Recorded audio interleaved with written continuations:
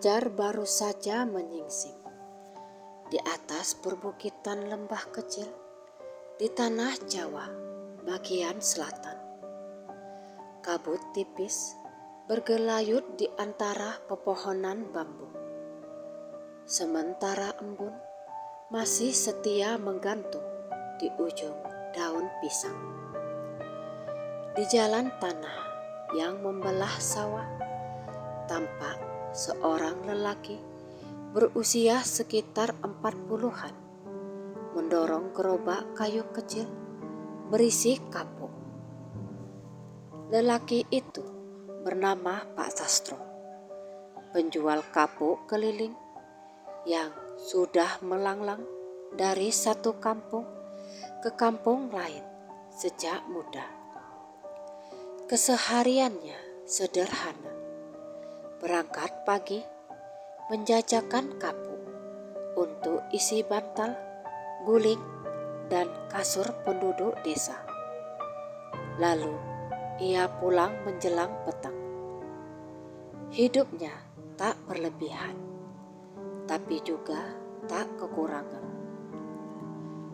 Ia tinggal sendirian di rumah bambu di tepi sawah, peninggalan almarhum istrinya yang meninggal 3 tahun lalu karena sakit paru-paru. Meskipun hidup sunyi, Pak Sastro dikenal jujur dan suka menolong. Anak-anak sering memanggilnya dengan sebutan Mbah Kapuk karena rambutnya yang mulai memutih dan tabiatnya yang sabar. Pagi itu, langkah gerobaknya terhenti ketika ia mendengar suara lirih seperti hewan kesakitan. Dari arah rumpun bambu di tepi jalan menuju sendang, mata air alami yang biasa digunakan warga untuk mencuci dan mengambil air. Suara itu terdengar serak, diiringi percikan air kecil. Suara apa itu? Gumamnya pelan. Ia menurunkan gerobaknya, lalu berjalan mendekati sumber suara. Di antara semak basah, tampak seekor angsa putih besar sedang meronta. Salah satu sayapnya terjepit di celah akar pohon besar di tepi sendang. Bulu-bulunya kotor dan basah. Matanya berkaca-kaca seolah meminta tolong. "Loh, kok ada angsa di sini?" ujar Pak Sastro heran. Ia belum pernah melihat angsa sebesar itu di sekitar kampung. Biasanya warga hanya memelihara bebek atau ayam. Bukan angsa putih sebesar anak kambing. Dengan hati-hati, ia menyingkirkan ranting dan akar yang menjepit. "Tenang nak, tenang, aku tolong kamu," ujarnya lembut seolah berbicara pada manusia. Butuh beberapa menit hingga akhirnya sayap itu bisa terlepas. Angsa itu mengibas-ngibaskan bulunya, lalu mendekat pada Pak Sastro. Pak Sastro tersenyum kecil. "Nah, sudah lepas kan? Sana, kembali ke kandangmu." Namun anehnya, angsa itu tak pergi. Ia justru mengikuti Pak Sastro hingga ke jalan. Bahkan saat Pak Sastro mendorong gerobaknya lagi, angsa itu terus berjalan di belakangnya, langkah demi langkah. "Loh, kamu mau ikut ya?" katanya geli. Ia berhenti sebentar dan menoleh. Angsa itu mengangguk kecil, atau mungkin sekedar refleks.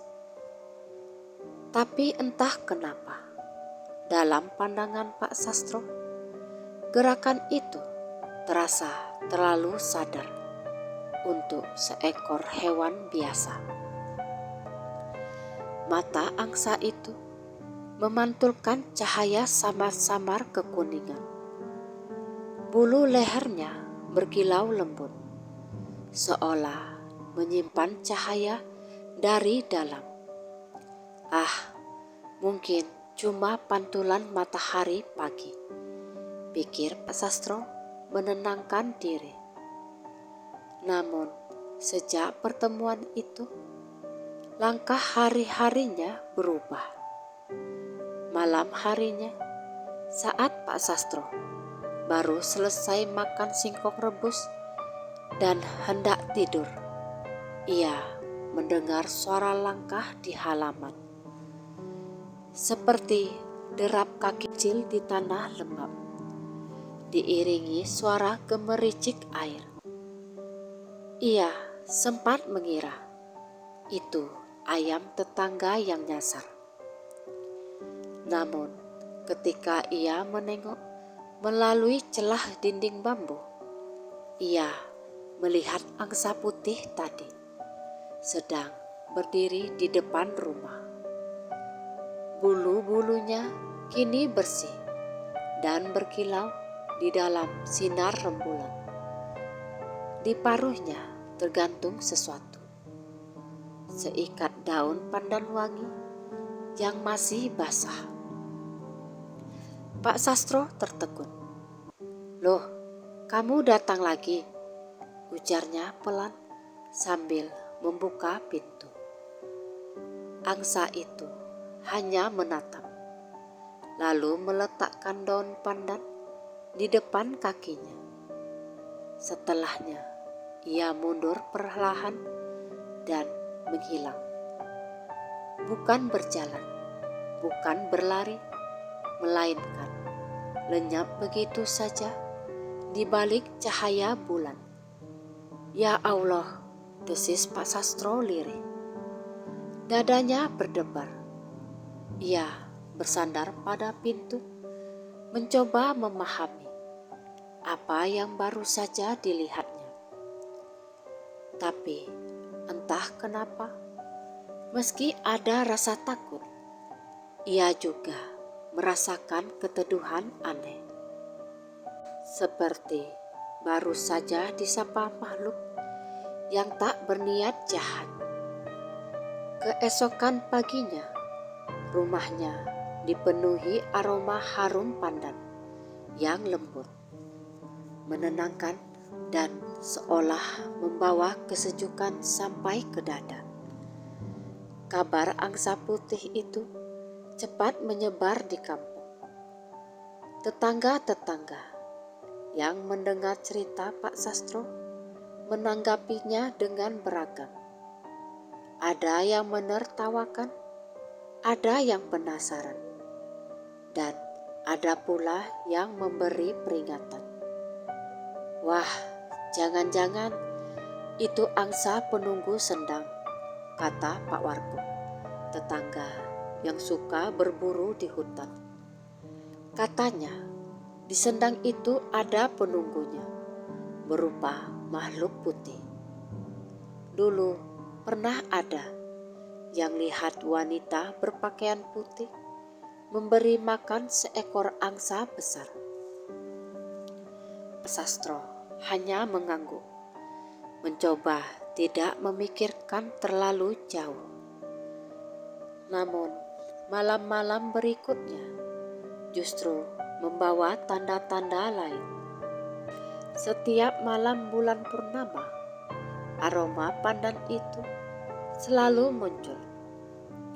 Terkadang ia mendengar langkah di atap rumah, kadang suara riak air, padahal rumahnya jauh dari sungai.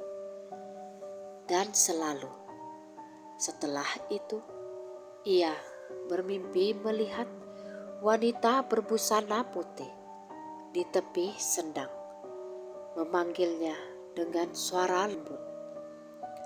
"Terima kasih sudah menolong peliharaanku. Kelak aku akan menolongmu juga." Suara itu lembut, namun membuat bulu kuduk Pak Sastro berdiri. Hari-hari berlalu, namun kejadian itu tak juga hilang dari benak Pak Sastro. Setiap kali lewat dekat sendang tempat ia menolong angsa itu, hatinya seperti disapa rasa aneh, campuran antara takut dan rindu. Ada bisikan lembut di telinganya yang entah dari mana datangnya, memanggil namanya dengan nada penuh kasih. "Sastro, datanglah, sendang tak akan mencelakaimu." Suara itu muncul hampir setiap sore menjelang maghrib. Ia mencoba mengabaikan, tapi semakin diabaikan, semakin jelas terdengar. Hingga akhirnya pada malam ketujuh, setelah pertemuan dengan angsa putih itu, ia memutuskan untuk mencari tahu.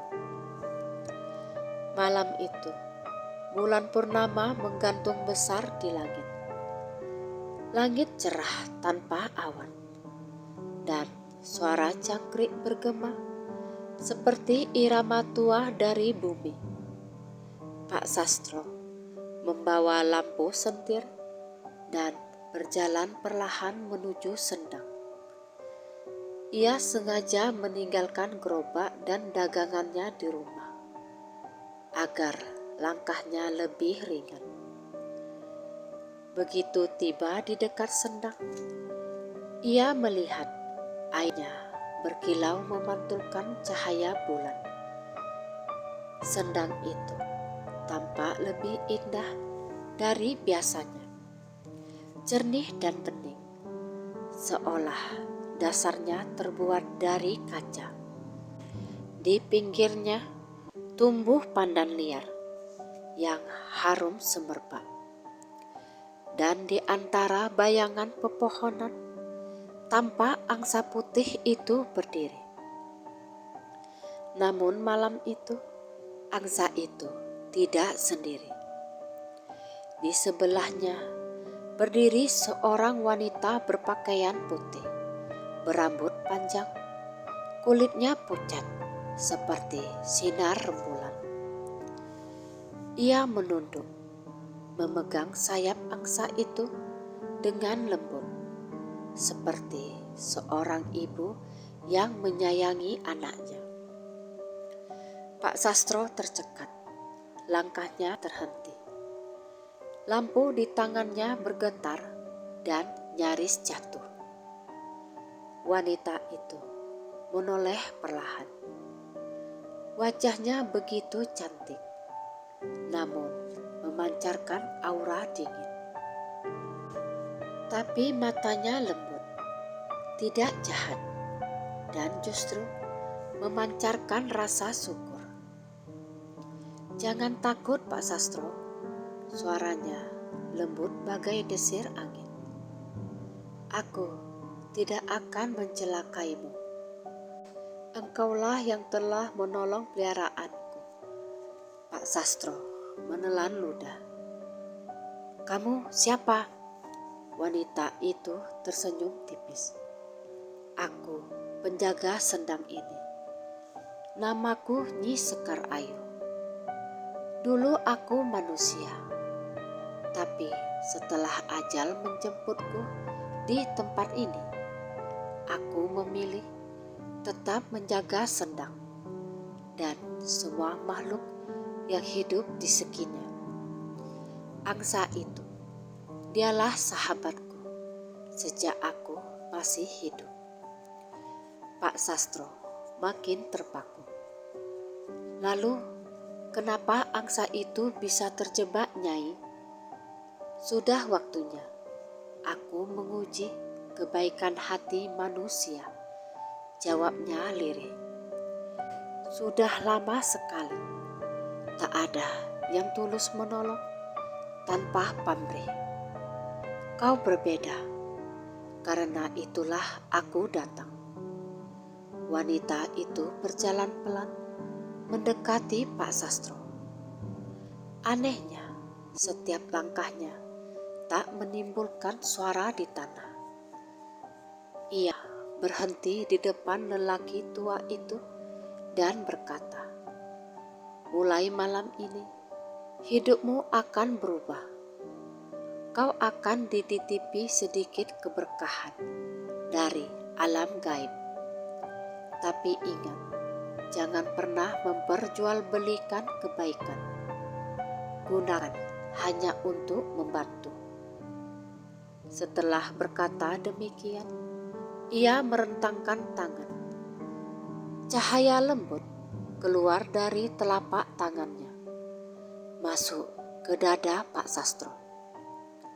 Dalam sekejap, tubuh Pak Sastro terasa hangat dan pandangannya menjadi lebih tajam.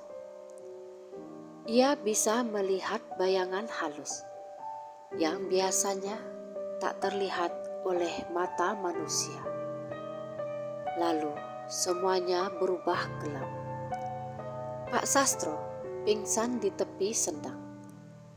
Ketika ia terbangun, matahari sudah tinggi.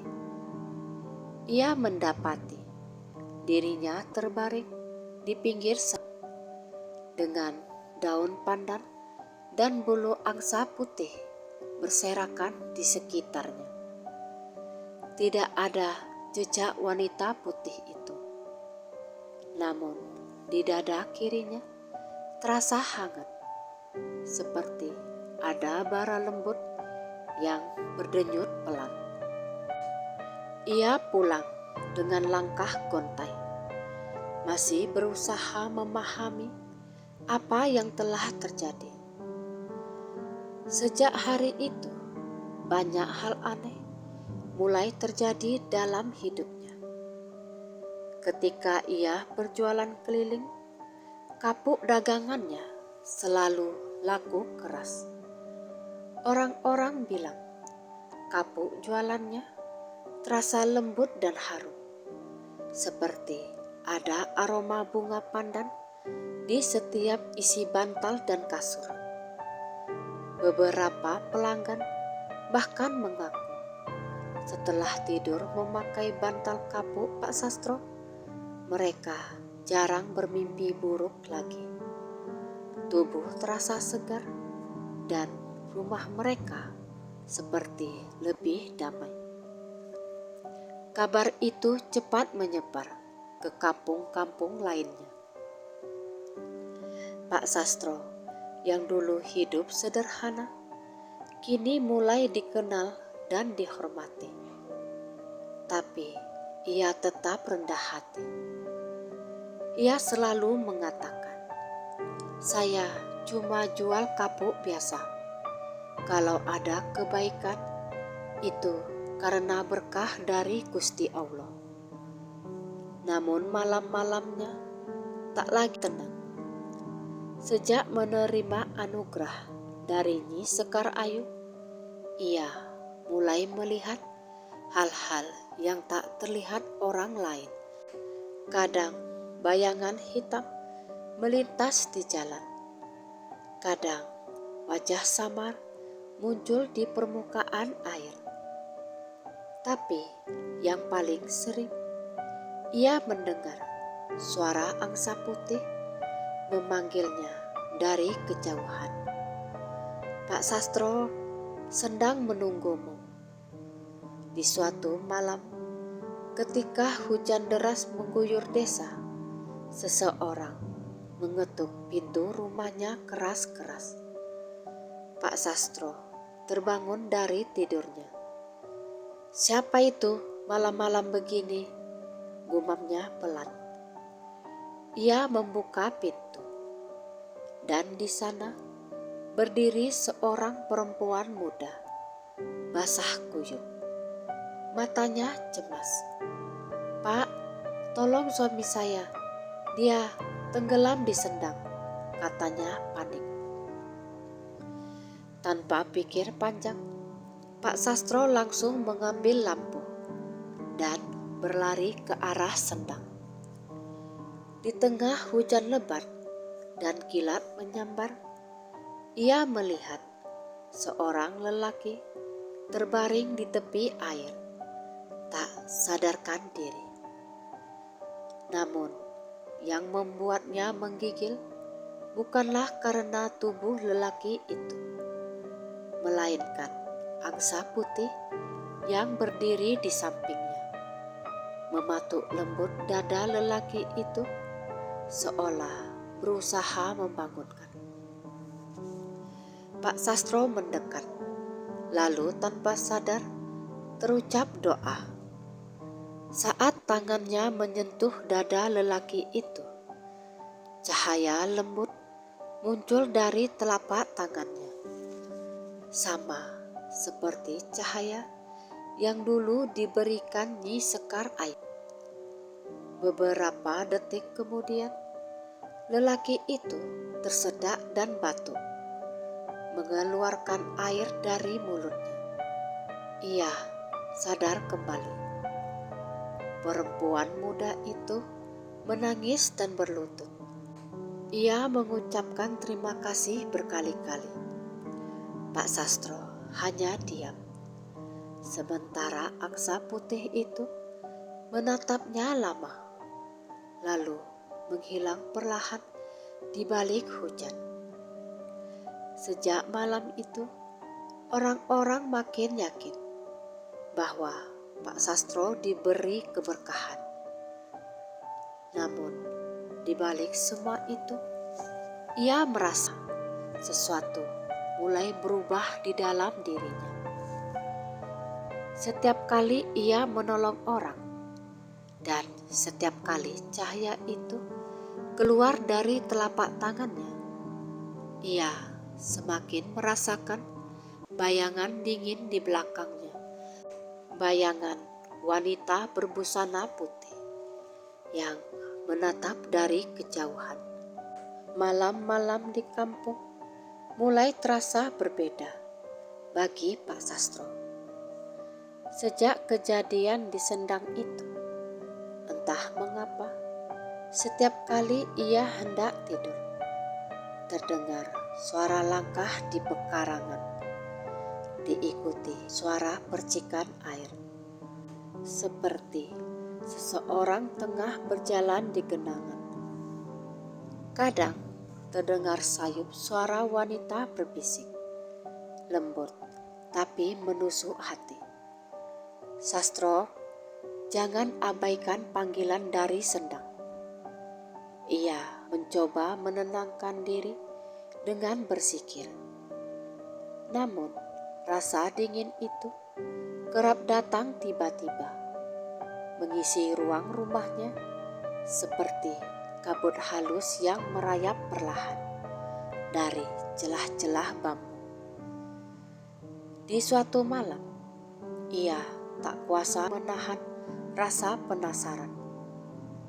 Ia keluar rumah, membawa lampu minyak dan berkeliling halaman. Malam terasa lembab. Di bawah pohon randu, tampak seekor angsa putih sedang berdiam diri. Namun kali ini, bulunya sedikit kusam.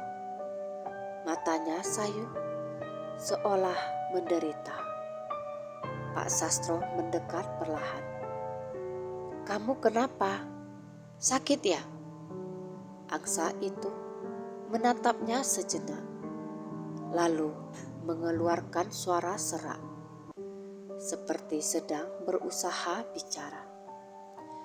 Dan betul saja, suara yang keluar bukanlah suara hewan biasa. "Tolong dia, Nyai Sekar Ayu sedang menderita." Pak Sastro tersentak. Ia menjatuhkan lampunya hingga nyalanya padam. Ya Allah, kamu bisa bicara. Aku hanya bisa berbicara sebelum waktuku habis. Nyi Sekar Ayu mulai kehilangan keseimbangannya. Ia ditahan oleh makhluk jahat yang iri padanya, makhluk yang ingin menguasai Sendang. Suaranya semakin lemah. Jika Sendang dikuasai kegelapan, banyak nyawa yang akan terganggu. Datanglah ke sana saat bulan purnama berikutnya. Bawa pandan dan niat yang bersih. Hanya itu yang bisa menolongnya.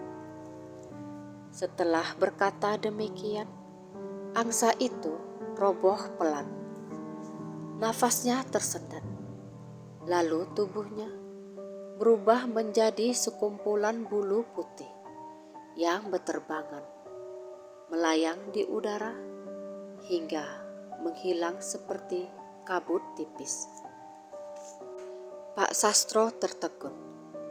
Dalam hati, ia tahu apa yang harus dilakukan. Tapi rasa takut menyergap. Ia hanyalah penjual kapuk, bukan orang sakti. Hari-hari berikutnya, tanda-tanda aneh makin sering muncul. Air Sendang yang biasanya jernih, kini berwarna keabu-abuan.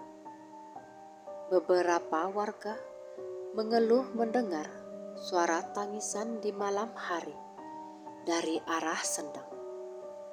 Ada pula yang melihat bayangan wanita hitam berjalan di pematang sawah. Pak Sastro mencoba mengingat pesan angsa itu. Ketika bulan purnama tiba, ia bersuci, menyiapkan daun pandan wangi dan segenggam kapuk putih. Lalu berjalan sendirian menuju Sendang pada tengah malam. Di sepanjang jalan, angin bertiup kencang. Daun bambu berdesir nyaring. Langkah kakinya terasa berat, seolah bumi menahan tubuhnya agar tak melangkah lebih jauh. Namun, ia terus maju, berbekal keyakinan bahwa niat baik akan dijaga oleh Yang Maha Kuasa. Sesampainya di Sendang, pemandangan di depan matanya membuat darahnya berdesir. Sendang yang dulu berkilau, kini berputar seperti pusaran hitam. Di tengah pusaran itu berdiri dua sosok wanita. Satu berbusana putih, Nyi Sekar Ayu, tampak lemah dengan wajah pucat. Dan satu lagi berbusana hitam pekat, mata merah menyala. Wanita berbusana hitam itu tertawa dingin. Jadi, ini manusia yang kau beri anugerah itu, Sekar Ayu. Lemah dan tolol. Ia takkan bisa menolong. Nyi Sekar Ayu menatap Pak Sastro dengan mata memohon. Tolong aku, Sastro. Hanya manusia berhati bersih yang bisa menyeimbangkan Sendang ini kembali. Seketika tubuh Pak Sastro terasa panas. Cahaya lembut yang dulu diberikan oleh Nyi Sekar Ayu menyala dari dadanya. Tangannya bergetar dan daun pandan yang ia bawa mengeluarkan aroma harum luar biasa, menembus udara malam dan mengusir hawa busuk dari sekitar Sendang. Wanita hitam itu menjerit marah. Ia mengangkat tangannya dan pusaran air berubah menjadi gelombang besar, menghempas ke arah Pak Sastro. Tapi Pak Sastro menancapkan kakinya kuat-kuat, lalu menaburkan kapuk putih ke udara sambil berdoa. Cahaya putih keluar dari telapak tangannya, berpadu dengan kapuk yang berterbangan. Bulu-bulu kapuk itu memendar, membentuk semacam tabir cahaya yang melingkari sendang.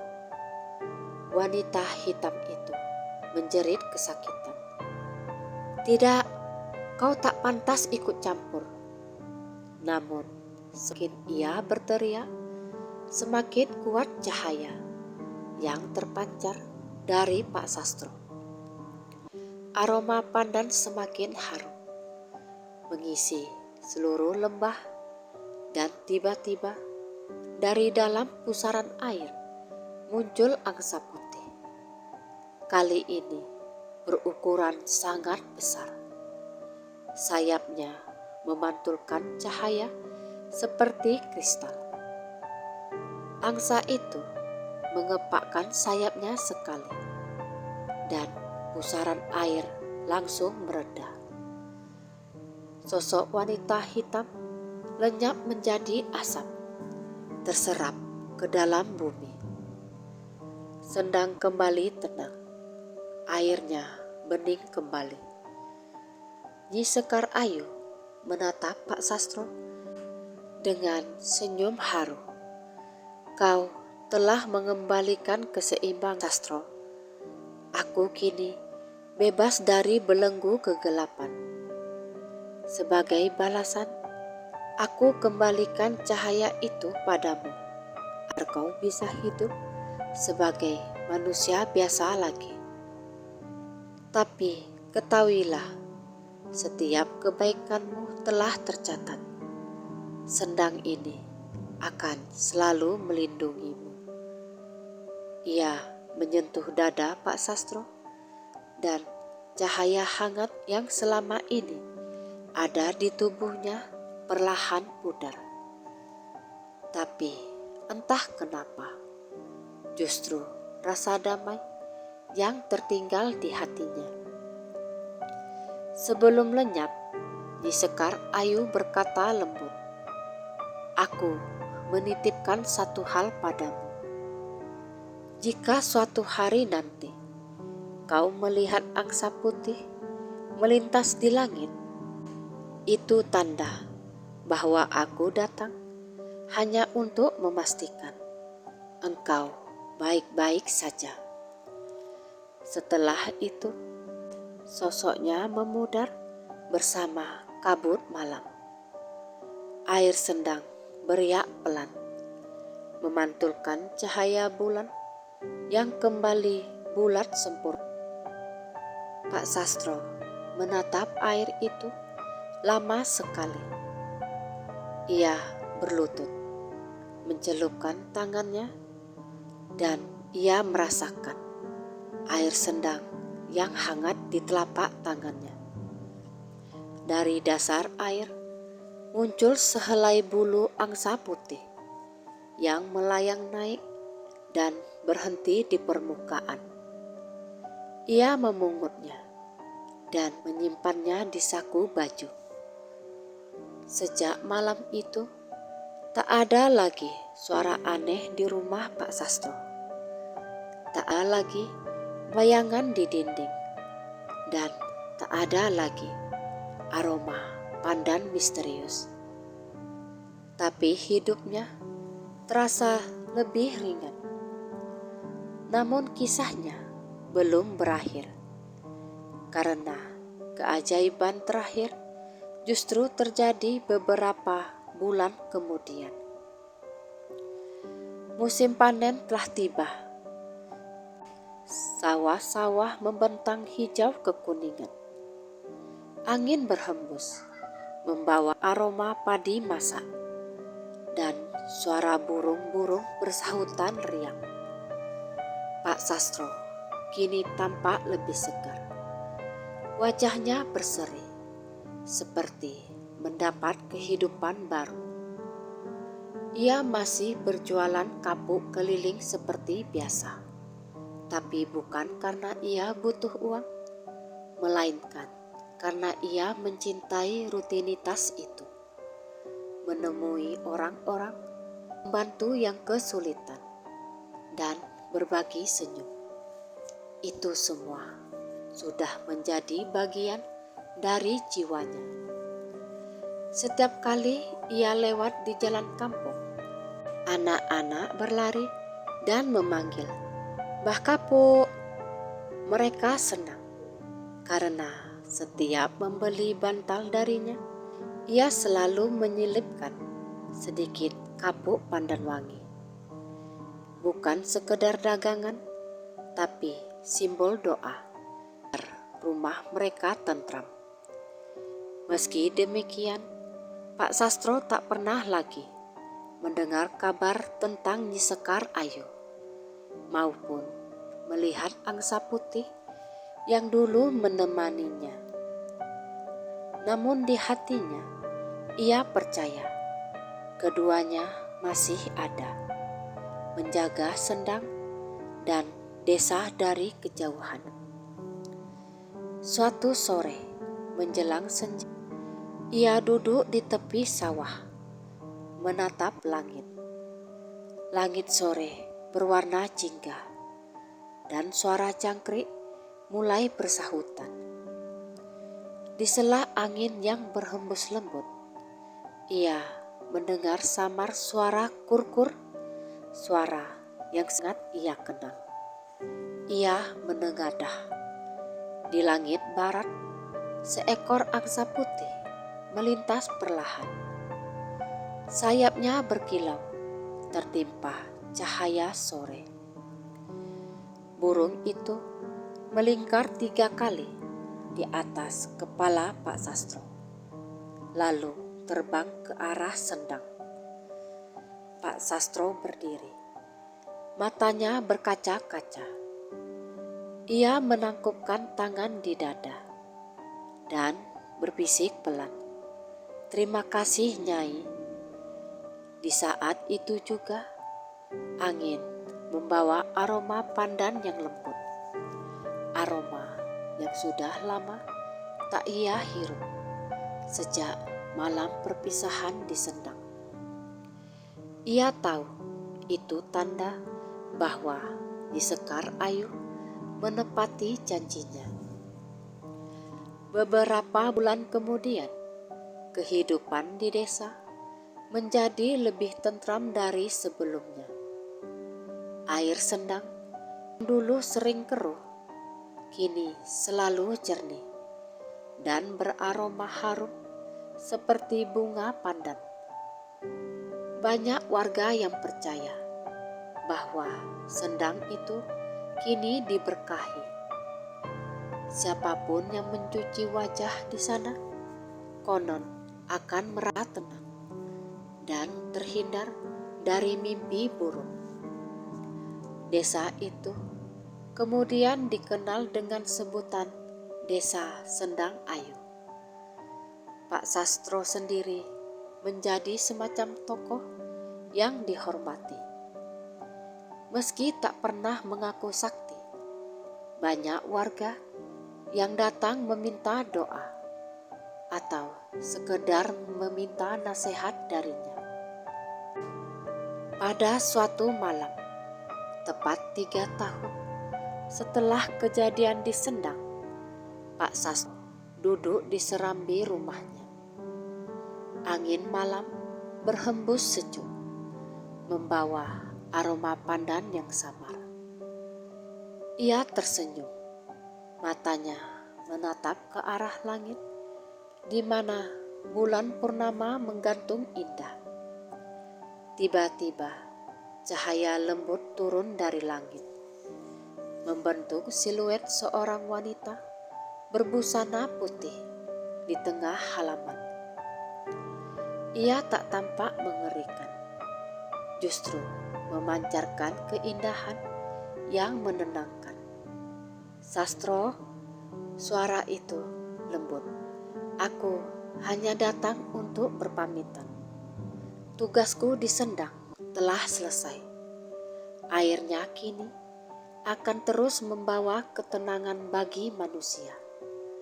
Terima kasih karena kau sudah tulus. Pak Sastro menunduk haru.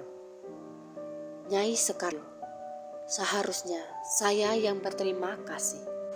Wanita itu tersenyum, lalu menoleh ke langit. Kelak setelah waktu muda, semoga rohmu akan diberi ketenangan seperti air Sendang itu.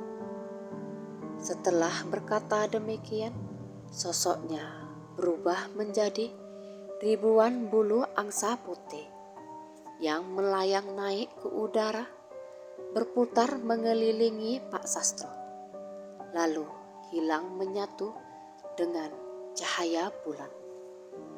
Pak Sastro tertegun. Ia tahu malam itu menjadi pertemuan terakhirnya dengan Nyi Sekar Ayu.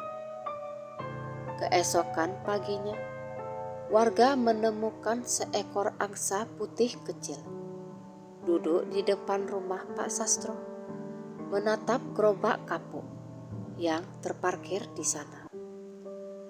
Angsa itu tidak liar.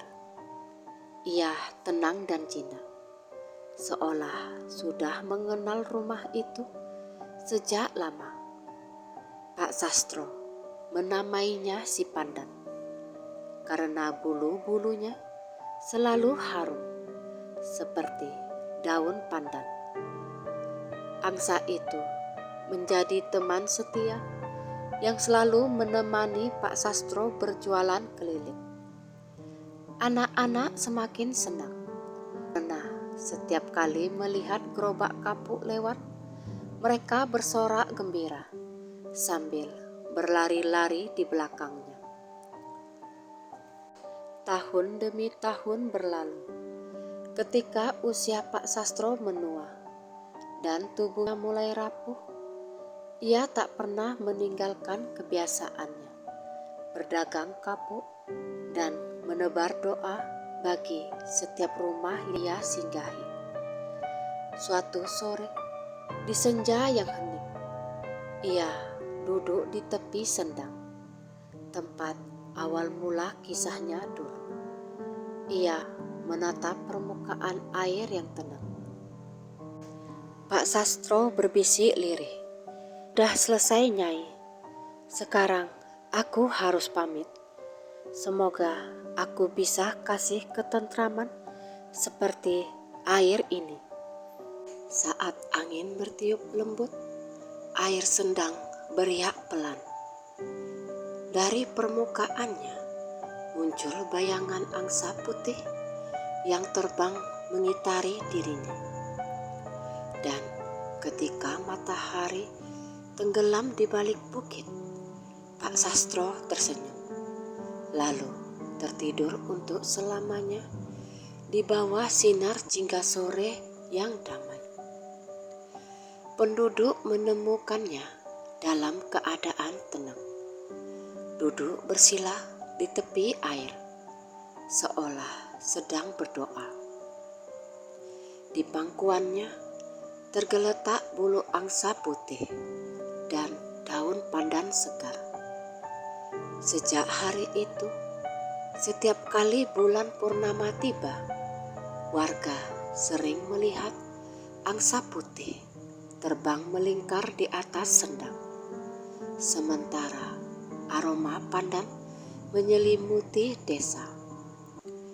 Mereka percaya itu tanda bahwa roh Pak Suryo dan Nyi Sekar Ayu kini bersama-sama menjaga keseimbangan alam dan kebaikan manusia. Dan begitulah legenda penjual kapuk dan angsa dari Sendang Sunyi menjadi kisah yang diwariskan turun-temurun. Kisah tentang ketulusan, doa, dan persahabatan antara manusia dan makhluk gaib yang sama-sama mencintai kedamaian.